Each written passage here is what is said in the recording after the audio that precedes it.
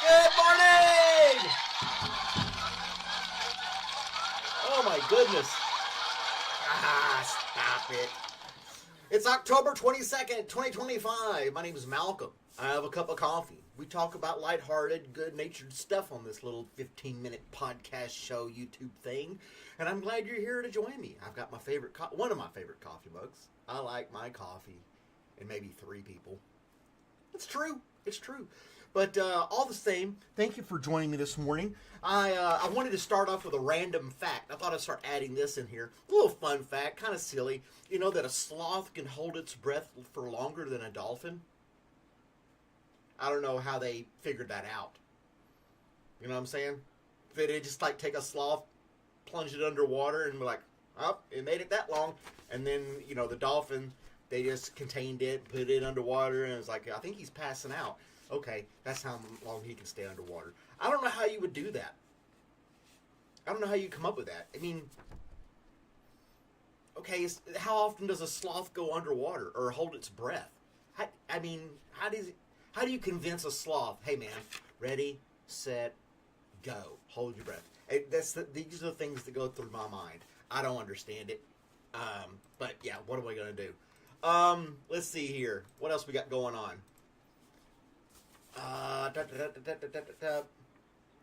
National Make a Dog's Day, October 22nd. If you got a pet dog, today's to make its day. That's what I'm saying. I make my dog. My dog has a day every day. I feed him good. He's spoiled. I play with him. We play fetch. We do all kinds of stuff like that. And so yeah, make a dog's day. I make his day almost every single day.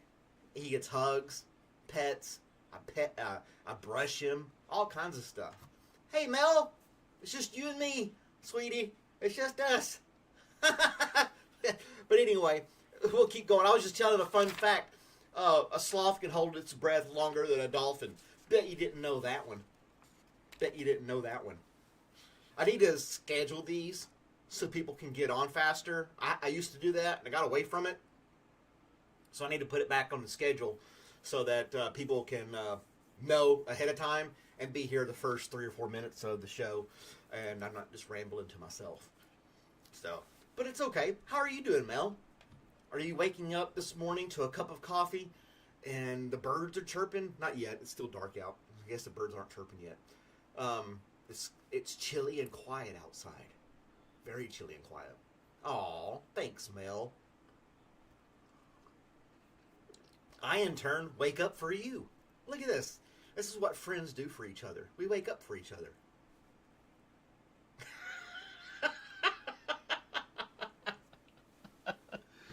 Oh, man. But yeah. How else do you make a dog's day? You feed them a steak? I don't know. Outside with coffee and a blanket, it's windy. You got to be out there with no blanket. Just take the chill and the crisp air and let it wake you up. Yeah. Parker says hi. Thank you for joining us, Parker. We're just kind of rambling a little bit this morning. What's the temperature outside where I am? 52. So it is chilly. I was out this morning. Robert the dog wanted to play a little fetch this morning. I don't know. He just has his moods. He's like a teenager. I was listening to the radio. There's this thing going around called 6-7. Evidently, all the cool kids are saying it. 6-7. I don't know what it is.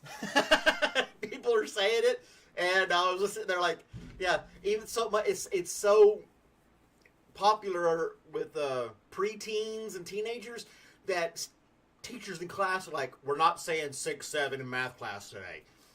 I have no idea what it means. It's a secret code for kids. It's just a number. It's a meme.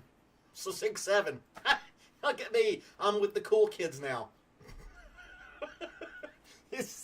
I was totally oblivious to it. You know what? 420 was around for a long time before I even knew what it meant. So I'm a little bit ahead of the curve when it comes to number popularities. I'm catching up. Of course, Jawdat. What's going on, Jawdat? 6-7.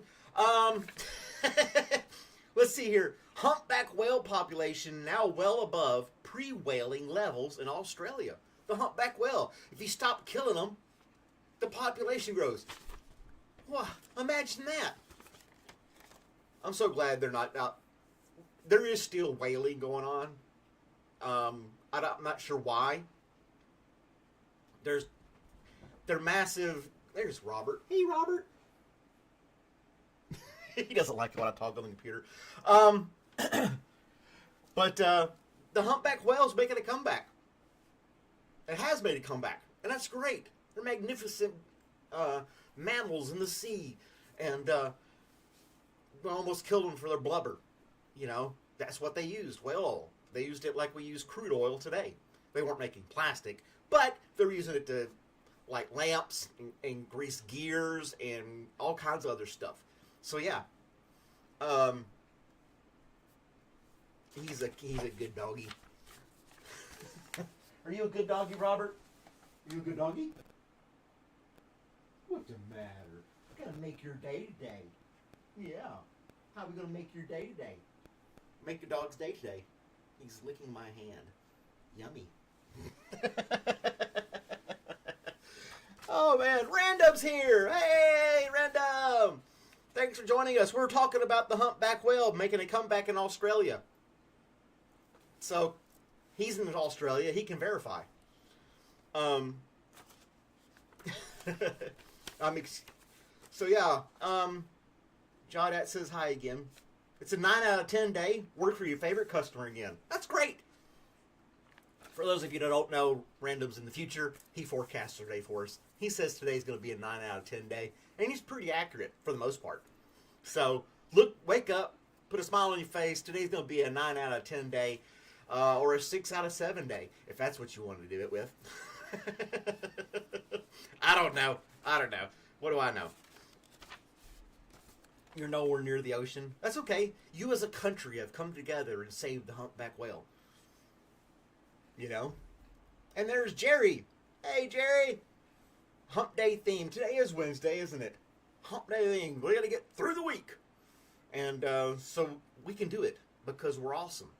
Tell yourself that. Look in the mirror and be like, you are awesome. And then there you go. You see many whales in my area, even though you're nowhere near the ocean. Ha ha ha ha ha ha.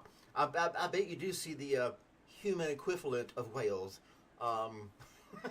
Do people in Wales see whales? England? Wales? Huh? Maybe?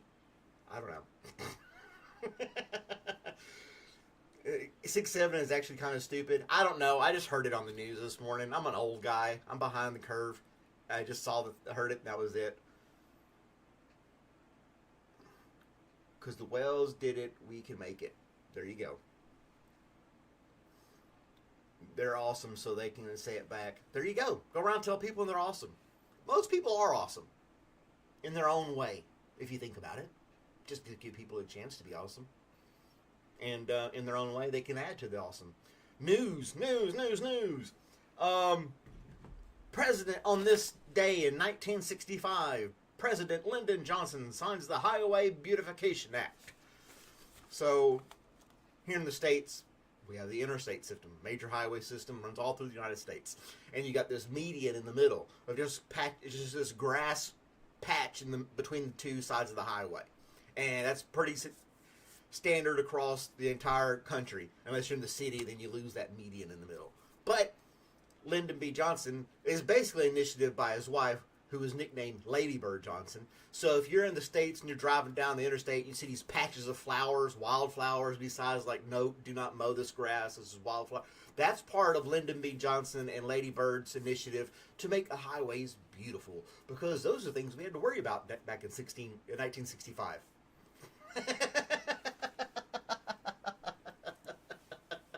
So, all the things in the world. Excuse me. But he signed the Highway Beautification Act, which is still in effect today. Flower power. There you go.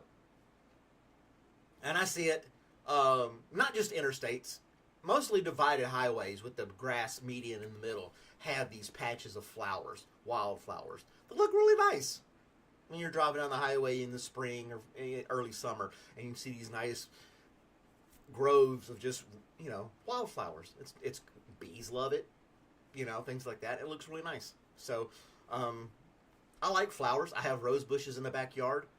Next spring, I'm going to be planting some more flowers because I need pollinators for my veggies and things like that. So, and I like flowers. Brings hummingbirds and all that other good stuff too, butterflies. It's just beautiful. It looks nice. And, but yeah. You have to go to school, Parker? All right. Have yourself a great day. Remember, a sloth can hold its breath longer than a dolphin. And that's better than 6'7".